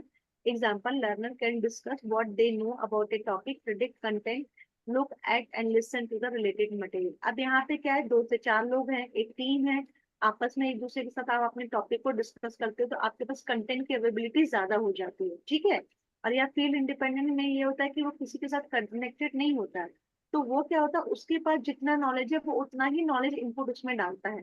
ठीक है, तो ये भी क्या है, एक टाइप है एक इसका आपकी लर्नर के कैरेक्टरिस्टिक्स का, कि एक लर्नर डिपेंड रहता है और एक लर्नर इंडिपेंडेंट होकर काम करता है।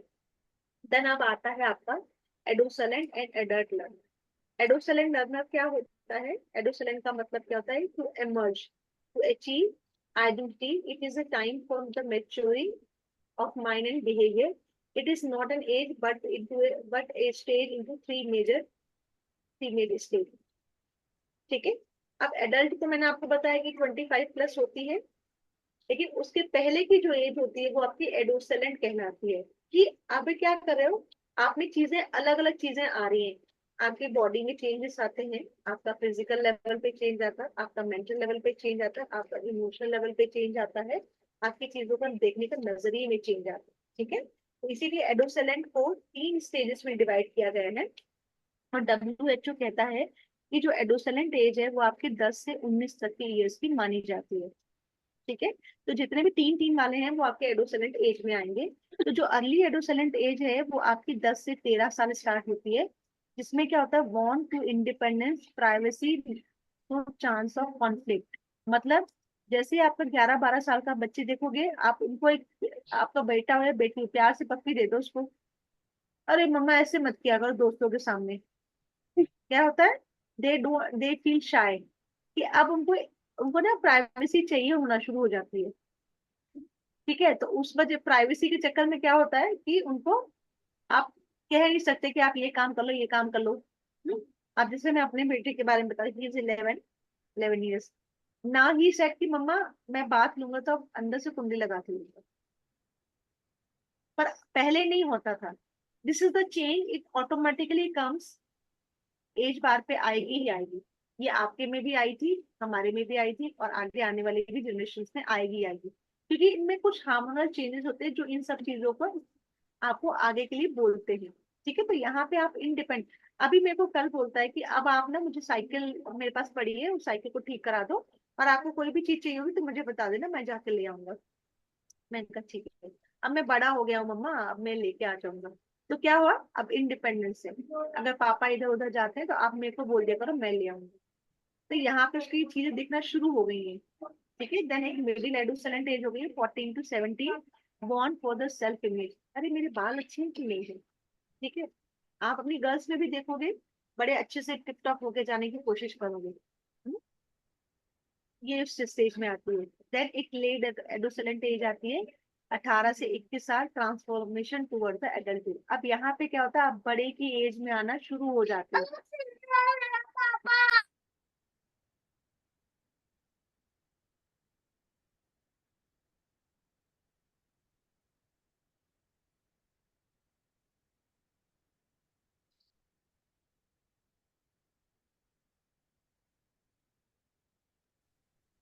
ठीक है, अब इस स्टेज में जैसे जैसे आप थोड़ा थोड़ा आओगे ना, तो इस 10 से 13 और इन 10 से लेकर के 18, 20, 19 साल तक में क्या होता है कि मैक्सिमम आप देखोगे 80% केसेस में बच्चे माँ बाप से नाराज रहते हैं।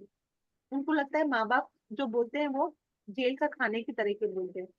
लेकिन जैसे ही आप 21 ईयर्स में आना शुरू हो जाते हो ना, आप में थोड़ी मेच्योरिटी आना शुरू हो जाती है, देन ये आप देखोगे 10 से लेकर के 20 साल तक की उम्र में मैक्सिमम मैक्सिमम आपका इमोशन टच अपने माँ बाप से थोड़ा कम रहता है, क्योंकि उसी टाइम पे आपका फ्रेंड सर्कल बनता है, उसी टाइम पे आपके हार्मोनल चेंजेस होते हैं, उसी टाइम पे आपका एडल्ट का फॉर्मेशन होता है। फिर जैसे ही आप 20-22 में आना शुरू हो गए, तब आपको अपनी मम्मी की वैल्यू समझ आती है, पापा की वैल्यू समझ में आती है, फिर आप उनके फिर इमोशन टच में आना शुरू हो जाते हो। ठीक है, तो ये हॉल कह रहा है कि ये जो स्टेज होती है, जो एडोसलेंट स्टेज है, वो स्ट्रॉम और स्ट्रेस भरी होती है। क्यों होती है, क्योंकि 10 एज पर WHO, जो आपकी एडोसलेंट एज है वो 10 से 19 है, जिसमें आपके माइंड में ना बड़ा स्ट्रेस होता है, अरे मुझे ये काम करना है, अरे मुझे ऐसा दिखना है, मुझे मेरे को मेरी फ्रेंड ने बोला था कि ये अच्छे से ब्लैक ड्रेस पहन के आना, मेरे पास तो है नहीं। ठीक है, वो सारी चीजें स्ट्रेस है, आपको एग्जाम पास करना है, ग्रेजुएशन में आपको दिल्ली यूनिवर्सिटी में कॉलेज लेना है, आपको अच्छा पढ़ना है, तो ये बहुत सारी चीजें ना दिमाग में चलती रहती है। मैं घर लेट गया, मम्मा ने गुस्सा किया, खाना नहीं खाया, मम्मा गुस्सा करेगी, ये सब छोटी छोटी चीजें जो होती है एक दिमाग में तूफान क्रिएट करती है। इसलिए हॉल कहता है कि जो आपकी एडोसलेंट एज है वो ट्रॉमा स्ट्रेस भरी है। देन और इस कॉन्सेप्ट को रिकॉग्नाइज किसने किया, मार्गरेट मीड ने। फिर emotional dependence is also termed as delayed adolescent that can go up to the 21 year से लेकर 21 तक। मैंने आपको कहा ना कि अब आपका अर्ली मिडिल और लेट के बाद वाली जो एडोसलेंट है, यानी आपकी जो एडल्ट है वो तो 25 साल से ही शुरू होगी, लेकिन 21 के बाद से लेकर के जो 24 साल तक की होती है वो डिलेड एडोसलेंट एज होती है, जहां पे आपका इमोशनली डिपेंडेंसी शुरू होती है। इसी टाइम पे मेजर ब्रेकअप्स होते हैं, है ना? लड़कियां पसंद आती हैं, लड़के पसंद आते हैं, गर्लफ्रेंड बॉयफ्रेंड बनते हैं। It's not their fault, it's the hormonal changes in the body. ठीक है, तब फिर आप धीरे धीरे जब ब्रेकअप होता है, चीजें समझ में आती है, तब लगता है अरे दुनिया में सब बेकार है, माँ बाप से अच्छा कोई है ही नहीं। तब आप इमोशनली डिपेंडेंट होना शुरू होते हो। उस टाइम पे आप खुद भी अपने आप को भी कभी ध्यान दो। ठीक है, और गर्लफ्रेंड होना, बॉयफ्रेंड होना, बेस्ट फ्रेंड होना is not a bad thing, absolutely कोई प्रॉब्लम नहीं है इसमें। पर ये मत करना कि एग्जाम पे ध्यान नहीं करके तुम लोग सीधे गर्लफ्रेंड और बॉयफ्रेंड बना लो, शायद तुम सबको बॉयफ्रेंड ही बनाओगे। ठीक है, बात करना, चीजें शेयर करना, ओके, कोई उसमें बड़ी बात नहीं है इस चीज को लेकर के, इतना होगा करने की जरूरत ही नहीं है। ठीक है, हमने पढ़ लिया, कैरेक्टराइजेशन कर लिया, फिर हमने ये भी देख लिया कि एडल्ट क्या होता है और एडोसेलेंट क्या होता है। ठीक है, अब हम क्या करें, एडल्ट के कैरेक्टरिस्टिक्स, एडोसेलेंट के कैरेक्टरिस्टिक्स देखेंगे, और फिर हम एडल्ट के कैरेक्टरिस्टिक्स अलग से देखेंगे। तब जाकर के हमारा जो एडोसेलेंट वाला जो टॉपिक है, विथ रिस्पेक्ट टू क्या क्या है सिलेबस में, with respect to academic, social, emotional, cognitive. ठीक है, यहाँ तक कोई कंफ्यूजन है बच्चों? समझ आ रहा है? भावना, रेमन, रेमन चली गई क्या? भावना आ रहा है समझ में? Yes ma'am. रेमन आ रहा है? Yes ma'am. ठीक है, चलो अब हम क्या पढ़ेंगे। हमने पहले नॉर्मल लर्निंग के चीजों को देखा, लर्निंग के कैरेक्टराइजेशन को देखा कि एक बंदा कैसे कैसे लर्न करता है, उनके अलग अलग बेसिस पॉइंट्स थे। फिर हमने एडोसलेंट और एडल्ट को नॉर्मल देखा। अब हम देखेंगे कि एडल्ट के एडोसलेंट की कैरेक्टरिस्टिक्स क्या है, उनकी क्या क्या विशेषताएं होती हैं।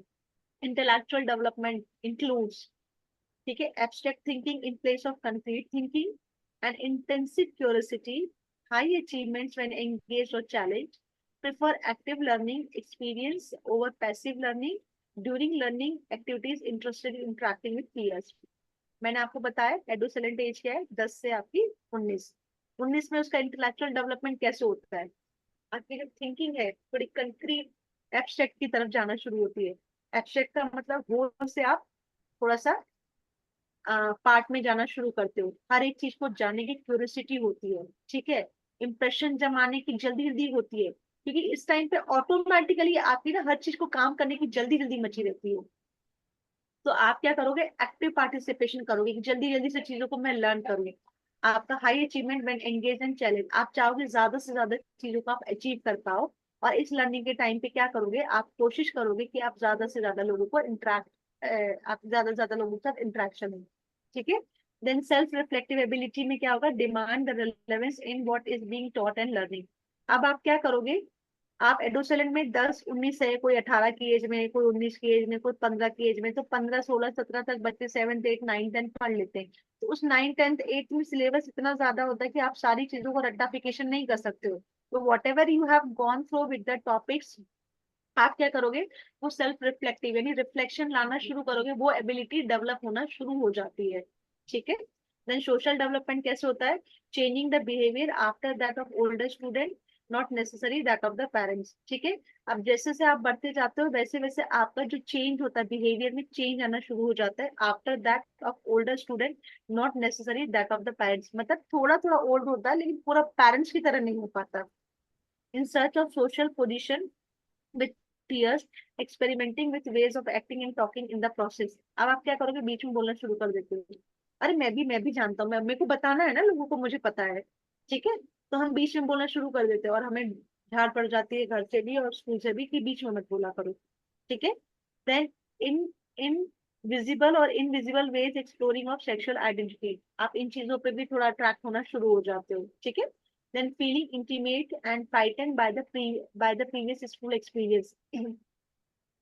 अब देखो जैसे कभी कभी कोई किसी का बैड एक्सपीरियंस हो जाता है तो आप उनको ना एक जजमेंट, जैसे कल मेरे बच्चे बात कर रहे थे आपस में, यार स्कूल में ना इतना काम मिल जाता है, मुझे तो लगता है स्कूल चेंज कर लेता हूँ। आपस में दो लोग बात, मेरा बच्चा और कोई और बात कर रहे थे कि इनका ना टाइम बन गया है कि 9 साढ़े 9 बजे गेम खेलते हैं, हाफ एन आवर के लिए मैंने अलाउ किया है। तो ऐसे बात कर रहे थे, फिर मैंने कहा अच्छा दूसरे स्कूल में तो और भी ज्यादा, नहीं नहीं फिर इसी स्कूल में ठीक है। तो क्या हो रहा था कि उनको जबकि काम इतना मिला नहीं था, दे हैव, बस उनको क्या करना था, मैप में थोड़ा सा काम फुलफिल करना था, but they are in a relaxing mode और उसमें उनको काम करना पड़ा। तो दे सेड यार बहुत ज्यादा है, मतलब स्कूल छोड़ देता हूँ, मेरा तो मन कर रहा है मैं दूसरे स्कूल में चला जाऊँ, यहाँ तो बहुत काम देती मैम ऐसा वैसा। तो वो क्या है, एक प्रीवियस स्कूल मतलब जो एक्सपीरियंस है उसके बेस पे वो लड़ाई वाले मोड में आ जाते हैं, ठीक है। Over acting to embarrassment and rejection and ridicule, ठीक है। आप क्या करते हो, बिल्कुल बात को ना मानने की कसम खा लेते हो इस एज में, नहीं हमें माननी ही नहीं है। आपको लगता है आप जो मतलब जो बच्चे ने बोला वो सही है, ठीक है। और अगर किसी की मैंने जैसे आपको बताया ना कि आप 12 साल के बच्चे को, स्पेशली बॉयज को, अगर उसके फ्रेंड्स के सामने आप मम्मा ने प्यार कर दिया तो उसको एम्बैरेसिंग फील होना शुरू हो जाती है ना। ऐसे मम्मा क्या मम्मा आप ऐसे करने लग जाते हो, मेरे दोस्तों के सामने आप ऐसे मत बोला करो, ठीक है। फिर क्या होता है, with intention getting behaviour seeking approval of peers and others. इस एज में क्या होता है, आपको लगता है आपके दोस्त ही आपके भगवान है। दो फ्रेंड्स होने चाहिए बट उस स्टेज में आप उन्हीं को अपना भगवान मान लेते हो। और एक मेरा दोस्त ने तो कहा था उसको तो कुछ नहीं हुआ, उसकी मम्मी ने तो जाने दिया, आप लोग नहीं जाने देते हो, ठीक है। तो ये स्टेज आ जाती है। Then an interpersonal skills are being developed at this stage, fluctuates between a desire for guidance and direction for demand for independence। आप इंटरपर्सनल स्किल्स यहाँ पे डेवलप होना शुरू हो जाती है, आप लोगों से कोऑर्डिनेशन करने में आपकी स्किल आना शुरू हो जाती है कि हमें किसी से हेल्प लेनी तो हम उससे हेल्प लें, गाइडेंस लें। मैं जैसे कोई बच्चा 9th में 10th में, आप 12th के किसी स्टूडेंट के साथ उसका कोऑर्डिनेशन बहुत अच्छा है, तो उनके पास वो जाके बात करेगा, उनसे गाइडेंस करेगा, भैया आप कैसे करते हो, क्या करते हो, जैसे या आपके उनके फैमिली में कोई है जो कॉलेज में गया तो आपने कैसे इस कॉलेज में एडमिशन लिया, ये सारी स्किल्स इनमें डेवलप हो जाती है। इस तरीके से उनका सोशल डेवलपमेंट होता है। ठीक है। Then physical development includes fatigueness and restlessness due to the hormonal changes. थोड़ा लेथार्जिक होना शुरू हो जाता है, एक तो आपका वर्कलोड बढ़ जाता है, क्योंकि जैसे जैसे आपकी हाई क्लास हो जाती है, आपके स्कूल का और आपके 12th के बाद आपके सब्जेक्ट और कॉलेज का प्रेशर होना शुरू होता है। और ये मेन इसलिए भी होता है क्योंकि हार्मोनल चेंजेस होते हैं बॉडी में। Because of the increase energy there is a need of the physical activity. देखोगे अगर मतलब इस एज में बच्चों में एनर्जी का लेवल बहुत होता है, उनको 6 बजे उठा दो, 4 घंटे क्रिकेट खिला दो और 6 घंटे स्कूल भेज दो, फिर भी अगर उनको सोने के लिए बोलो ना और उनका इंटरेस्टली गेम चल रहा तो कभी नहीं सोएंगे। ठीक है। तो इसी टाइम पे ना जनरली फिर आप कभी भी ना, कोई बच्चा अगर फ्राइटेड मोड में आता है ना और अगर वो काउंसलिंग वगैरह करने जाता है तो उनको जो काउंसलर्स होते हैं ना वो यही कहते हैं कि इसमें एनर्जी लेवल बहुत हाई है, इसकी एनर्जी को आप डाइवर्स करो, या तो आप किसी एक्टिविटीज में इसको इन्वॉल्व करो, या जिसमें इसका इंटरेस्ट है उसको इसमें जाने दो। अब जैसे मेरे बच्चे हैं, 2 बजे स्कूल से आते हैं, 3 बजे रेस्ट करेंगे, 4 बजे क्रिकेट एकेडमी जाएंगे, 7 o'clock वो वापस आएंगे। ठीक है। उसके बाद कल कल काफी दिनों के बाद गया तो उसका स्टेटमेंट क्या था कि अरे मम्मा 1.5 महीने बाद तो ऐसा सुकून मिल रहा है आज खेल के कि मैं क्या बताऊं। क्योंकि हाफ एयरली चल रहे थे और बारिश का मौसम बहुत ज्यादा था, और उसने जो जिस टोन में बोला ना, आई एम सरप्राइज कि यार बच्चे इतने मतलब इस तरीके से कैसे बोल, मतलब चेंज कैसे आ गया इन लोगों में इतना। ठीक है। तो वो चीजें क्या हुई कि इनमें फिजिकल एक्टिविटी का बहुत ज्यादा एनर्जी होती है। डेवलपिंग सेक्सुअल अवेयरनेस, ये भी आपकी चीजें आती है, लड़का लड़की शादी ब्याह ये सब समझ में आने लग जाता है इस एज में। ठीक है। एक कंसर्न, कभी कभी तो बच्चे आपको इस एज में बोल देंगे अरे शादी तो लड़कियों के साथ की जाती है, बॉय ऐसे बोलेंगे। ठीक है। शादी तो लड़कियों के साथ की जाती है, या गर्ल बोलेगी लड़कों के साथ की जाती है। बिकॉज वो अब वहां पे डेवलपमेंट का शुरू हो गया और कहीं ना कहीं से चीजें ये नॉलेज गेन कर रहे हैं बाहर, बच्चे बात करते हैं। ठीक है। एक concern with change in body shape and size, hormonal changes होते हैं, एज डेवलपमेंट होता है तो बॉडी में चेंजेस भी आ जाते हैं, शेप में भी साइज में भी। ठीक है। Then emotional and psychological development क्या क्या होता है, a desire to become independent and search for adult acceptation and identity. उनको ये लगता है कि मैं अब बच्चा थोड़ी हूँ जो आप मुझे हमेशा डांटते रहते हो। बड़ा हूँ। अब एक दिन मेरे घर में लड़ाई हुई बड़े और छोटे के बीच में, तो मैंने कहा बाबू आप शांत रहो, आप हमेशा मुझे चुप करा देते हो, मैं बड़ा हूँ इसका मतलब ये थोड़ी कि आप मुझे हमेशा चुप करा दोगे। He is into the adolescent age. मैंने बताया ना 11-12 साल से 10 साल से शुरू हो जाती है, इज इनटू कंप्लीटिंग 11 and 12 में एंटर होगा। ठीक है। तो वो आने लग गई है, तो उसमें क्या चेंज आ रहा है कि हमेशा इंडिपेंडेंट में बड़ा हो गया हूँ, उसको बड़े का दर्जा चाहिए। ठीक है। Being sensitive to person criticism and self consciousness, अगर कभी उसको तुम पर्सनली क्रिटिसाइज कर दो, आप तो हमेशा मुझे ही डांटते हो, आप तो ऐसे करते हो जैसे कि मैं आपका बेटा ही नहीं हूँ। बाद में ये भी स्टेटमेंट्स आएंगे, बस थोड़े टाइम में आ जाएंगे, ऐसी बात नहीं है। ठीक है। कहीं से उठा कर लाए हो। है। हाँ, कहीं से उठा के लाए हो, हाँ। फिर तो मैं कहती हूँ मैं डस्टबिन से ले आई थी वहीं पे डाल के आ जाती हूँ तुम लोगों को। मैम एक दिन मैंने अपने भाई को भी डराया ऐसे। अच्छा, तो डरा कि नहीं डरा? मैम हम छोटे थे, मम्मी ने डांटा, मतलब मम्मी ने बोला कि तू बड़ी है मत करा कर, कोई बात नहीं बच्चा अपने आप करेगा। मैंने कहा कितना बच्चा है हर बार, मैम मतलब मैं 12-13 साल की होंगी। हाँ। तो मैंने बोला कि बच्चा है बहुत सुनिए, हमेशा क्या कहते हैं इसकी वजह से मुझे ही अपने सेक्रीफाइसेस करने पड़ते हैं। हम्म, तो मैम मैं और वो छत में गए, मैं उसे छत में लेकर गई क्या और किया, मैंने डस्टबिन उसको में तूने डाल दिया? डाल नहीं दिया क्या? नहीं अच्छा। नहीं नहीं, छत में अच्छा। रूफ में ऊपर छत में लेके गई। तो मैंने उसको बोला तुझे पता है तुझे ना कहीं से उठा कर लाया और तू इनका नहीं है मैं ही हूँ इनकी, तभी तुझे इतना वो करते कि बेचारे को कोई बात नहीं, ताकि इसको लगे ना कि ये बाहर का है अपना नहीं है। अच्छा। मतलब मैम मैंने उसको इतना कन्विंस कर दिया था कि उसको लग रहा था कि हाँ मैं बाहर का ही हूँ। हाँ, तो उसका इम्पैक्ट कुछ दिखा कि नहीं उस समय? वो दो इसने क्या कर दिया, इंडोक्टराइजेशन कर दिया कि नहीं कर दिया बेचारे का? है, करा कि नहीं करा? मैम मुझे ना बहुत गुस्सा आ गया था कि हर बात में मैं बड़ी हूँ, मैं ही चुप रहूं, मैं ही सब कुछ काम करूँ, ये मजे से बैठा रहता है। और ये मैंने उसको बिल्कुल बोल के यकीन दिला दिया। वो 2 दिन तक उसने मेरे किसी मामले में मतलब चू नहीं करी कि मैं बाहर का हूँ ये यहाँ की है। अच्छा, फिर तीसरे दिन उसको किसी ने समझा दिया? मैम उसने ना, उसके मन में था तो उसने 2 दिन बाद मम्मी को बोला। अच्छा, टाटा पड़े पर तुम्हें नहीं पड़े? नहीं नहीं मैम, मुझे कभी डांट और कभी मार नहीं पड़ी है, ये बात की मैं कह रही थी। फिर मम्मी ने क्या बोला फिर?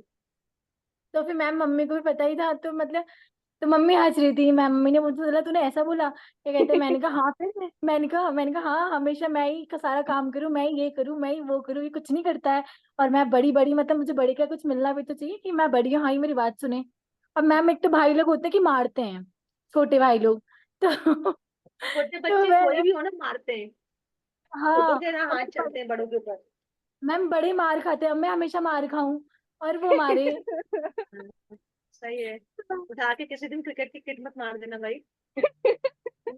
नहीं नहीं मैम, तब तो बहुत छोटे थे। और मैम अब हम हंसते हैं कि देखो उस दिन हमने ऐसी बात करी थी और तुझे यकीन हो गया था कि हाँ तू बाहर का है। वही वही कह रहे कि अब देखो हमने भी बहुत उस टाइम पे करी, क्योंकि ऐसा थोड़ी है कि भाई हम कहीं से स्पेशल है कि हमने नहीं करी। लेकिन आज से लगता है कि बच्चों को समझाते बेटा छोड़ दो। लेकिन अब हमें लगता है कि हम भी जब उस समय थे तो यही करते थे, इसलिए मेरे तो दोनों लड़ते थे, मैं तो छोड़ देती हूँ कि जब ज्यादा चीची करती तो मैं किचन में जाती हूँ और एक को बेलन और एक को करछी ला के दे देती, मैं कहती हूँ आराम से एक दूसरे को मार लो, जब मन भर जाए तो रख देना साइड में, फिर दोनों चुप हो जाते हैं। नहीं नहीं मैम नहीं नहीं नहीं। उस समय ना मैम, दो में शायद से या सेम जेंडर का मुझे नहीं पता, बट जो अपोजिट जेंडर होते हैं भाई बहन, तो मैम ऐसी लड़ाई होती है कि कंफर्म हो जाता है सब एक जगह चाहे अपोजिट हो एक चाहे सेम हो, लड़ाई तो होती है। मैम पता नहीं, लेकिन ऐसा लगता है कि उस समय एक मरेगा एक बचेगा। वो ये हमारा तो पता है, छोटा वाला इतना तेज हाथ चलता है उसका, मैं आपको क्या बताऊं। चटाक चट। और थोड़ी देर बाद जब वो विद हाँ। इन 5 मिनट्स के बाद, विद इन 5 मिनट के, अबे यार ये गेम क्यों खेल रहा है। मैं इसलिए बीच में नहीं पड़ती। हाँ, मैं फिर जब ज्यादा बहुत हो जाता है ना तो मैं सीधे जाती हूँ किचन में। और जब वो ज्यादा वो करती तो मैं ना फोन उठा लेती हूँ, मैं कहती हूँ मैं इंस्टाग्राम पे लाइव कर देती हूँ। चुप हो जाते हैं। उनको लगता है कि मैं इंस्टाग्राम पे मैंने कहा कैमरा ऑन हो गया, इंस्टाग्राम पे लाइव कर देती हूँ, इतने में वो कैमरा मेरा फोन ले लेते और चुप हो जाते हैं। एक आधी बार तो उसके बहुत हाथ चलते थे छोटे वाले के, तो मैंने मिर्ची का डब्बा अंदर ला के रखा था, मैंने कहा अब की बार अगर आपने हाथ उठाया तो मैं आपके हाथ में और मुंह में मिर्ची डाल दूंगी। उसके बाद उसने नहीं उठाया। मैम फिर अभी हमारी भी। तो एक दिन हम्म। मैम इतनी भयंकर लड़ाई हुई कि हम स्कूल से आए और मम्मी ने मतलब टेबल पे खाना बना के रखा, दिन का लंच, वो कढ़ी चावल रखा था उस दिन, और मैं और वो इतना लड़ रहे थे कि हमें होश ही नहीं है, टेबल पे खाना है। और मैम वो मुझे मार रहा था, मुझे गुस्सा आया कि हमेशा मैं ही मार खाऊं, मैं ही मार खाऊं, मैंने इतनी जोर से छिटकाया उसका हाथ। मैम छोटे छोटे थे हम, 10-8 साल का था वो। उसका हाथ पूरा उबलती हुई जोई की कढ़ाई, वो कढ़ी कढ़ी में। ओ माय गॉड, तुम तो कसाई निकल गई यार। नहीं मैम, मैं ना मैम बहुत शांति थी, मतलब शांत, मतलब मैं कुछ नहीं बोलती थी, मतलब कर रहे हो मारो कुछ करो। बट जब मैम मुझे गुस्सा आता था तो फिर बड़ा हिसाब था। और फिर मैं फिर मैम जब उसको हाथ दिया, मम्मी पापा ये क्या हो गया। और मैम फिर मैं ना मैम दिन की धूप है, मतलब दिन की धूप थी, रामनगर में बहुत तेज गर्मी होती है, मैं दिन की धूप में नारियल तेल, मतलब जाड़ों में रखते हैं, गर्मियों में हम लोग रखते भी नहीं है, तो नारियल तेल लगाते हैं जले में बोलते हैं, तो उस समय कहाँ से मतलब जाते इधर उधर हॉस्पिटल, मतलब उस समय कुछ वो नहीं आया। तो मम्मी ने उसको ठंडे पानी से हाथ धोआ, मम्मी ने बोला नारियल तेल अंदर खत्म हो गया, मम्मी ने बोला, जा अब तू जा और नारियल तेल लेकर दुकान। मैम मैं दुकान दुकान दिन की 2 बजे धूप में दुकान दुकानों में घूम रही, होता है नारियल वो, तेल दे। गलतियां हो जाती हैं पता बचपन में, यही तो एक डिफरेंस होता है एडल्ट मेच्योरिटी में, और यही डिफरेंस आ जाता है। अब आप बट कर मैम पाओगे? अब जो हाँ। आपके भाई को करे तो उसका तो गला काट दोगे, है। यही एक मेच्योरिटी लेवल होता है, इसमें किसी की फॉल्ट नहीं होती, इसमें समझदारी की, बस जैसे आप एज बढ़ते जाओगे वैसे वैसे चीजें चेंज होती जाएंगी। ठीक है, चलो ये हम्म। वाला टॉपिक कंप्लीट कर लेते हैं, फिर हम छुट्टी करते हैं, ठीक है। कहाँ पे थे हम लोग? इमोशनल साइकोलॉजिकल डेवलपमेंट में थे and concern about the maturity and the physical growth. ठीक है, then it believes that their personal experience problem and feeling are unique। उनको अब इस टाइम पे लगता है कि सिर्फ मैं ही वाला, जैसे अभी बताया ना कि मैं ही क्यों करूं, क्या मेरी मेरी प्रॉब्लम है, मुझे नींद नहीं आ रही है, मेरे को दिक्कत हो रही है, वो इस स्टेज में आ जाती है। ठीक है, attention giving behaviour, seeking approval of peers and others. अब आप इस स्टेज में क्या चाहोगे कि आपकी बात सब लोग सुने और सब लोग आपकी आपकी बातों पे ध्यान दें। मॉरल डेवलपमेंट कैसे होगा इसमें? And under going developers and develop the complexities of moral issues, question values, religious teaching and cultural expression. इस एज में क्या होगा, आप ज्यादा से ज्यादा मॉरल वैल्यूज को लर्न करने की कोशिश करोगे, आप में उसकी अंडरस्टैंडिंग डेवलप करने की जागरूकता आएगी। आप ना क्वेश्चंस को पूछोगे, अच्छा हमने पूछे धर्म धर्म अधर्म क्या होता है, जैसे कई बात है ना, नर्क और स्वर्ग क्या होता है, ऐसे टाइप के क्वेश्चंस, कल्चर के बारे में क्वेश्चंस आप ऐसे पूछना शुरू करोगे, क्योंकि आप में जागरूकता आना शुरू हो जाती है। ठीक है, being interested and capable of participating in democracy, मतलब कि जब आप 18 साल के हो जाओगे, ये 18-19 तक तो है ना डोर्सल एज, तो आप क्या करोगे, आपको तो लगेगा नहीं हमारा वोट एक बहुत इंपॉर्टेंट वोट है, हमें भी जाना चाहिए, डेमोक्रेटिक इसमें डीलिंग करनी चाहिए, और जब भी कोई डिस्कशन चल रहा है तो आप उसमें पार्टिसिपेट करोगे। Then impatient with pace of changes, आप चेंज को इतनी जल्दी एक्सेप्ट नहीं करोगे। Being influence by adult role models, अगर आपके आपके जो कजन्स हैं या कोई रोल मॉडल बन रहे हैं तो उनके साथ आप इन्फ्लुएंस होगे। जैसे अभी मेरे बच्चे इन्फ्लुएंस किससे हैं, क्रिकेटर्स हैं, विराट कोहली, रोहित शर्मा। अगर मैं थोड़ी देर में आपको आपको दिख भी रही हूँ, फोटो दिख रही है ये ये यस रोहित की फोटो, उसके ऊपर विराट की लगी, उसके ऊपर और किसी की लगी है, और यहाँ पे धोनी की लगी है। मतलब हमारे हमारे कमरों में दीवारें ना फोटो से भरी हुई, कुछ तो हमारी खुद की फोटो से, कुछ क्रिकेटर्स की फोटो में, तो ये उनके रोल मॉडल है, उनसे इन्फ्लुएंस हो रहे हैं। ठीक है, relying on important adults and parents for advice but wanting to make their own decisions, वो आपसे सलाह तो लेना चाहते हैं बड़ों से, लेकिन वो फिर भी चाहेंगे कि वो अपना ही डिसीजन लेंगे। कि अगर हम कहेंगे, जैसे अभी जैसे एक एग्जांपल मैं आपको बता रही हूँ, मेरे बेटे के बड़े वाले स्कूल की तरफ से ये लोग वहां लेके जा रहे हैं, अमृतसर वाघा बॉर्डर। ठीक है, एंड फॉर 1 डे ओनली, जैसे आज गए और कल की रात तक वापस आ जाएंगे, and they are charging 10,000 rupees. अब वो उस बात पे जिद लगा के बैठा कि मम्मा मुझे भेजो, तो मैंने कहा बेटा आप इतना धूप का भी इधर है, और इतने दिन के लिए सिर्फ अमृतसर के लिए इतना एक्सपेंडिचर जरूरी नहीं है, आप कहीं और चले जाना, कुछ अच्छी जगह पे जाना है, क्योंकि इनके ना समर वेकेशन में ना कुछ कुछ जगह कैंप लेके जाते हैं, इनका कोई रिजॉर्ट्स वगैरह स्कूल की तरफ से, तो वो वहाँ लेके जाते हैं, एंड दैट इज फ्री होता है।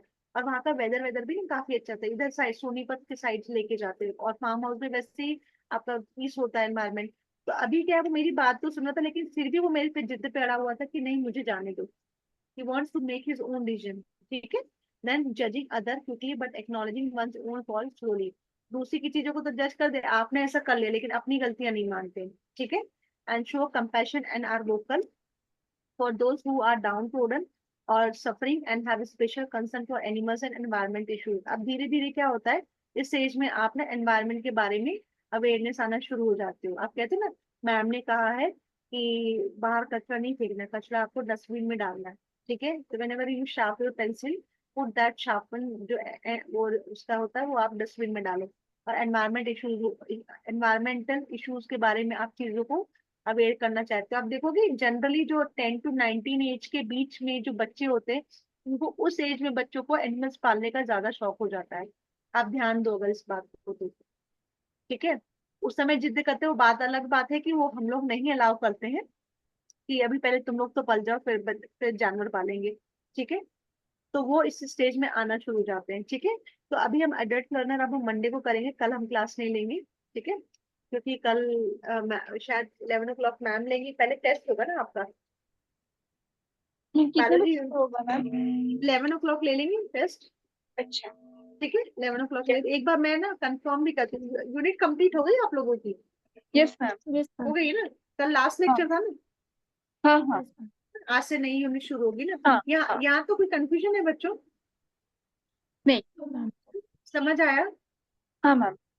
सबको समझ आया? भावना,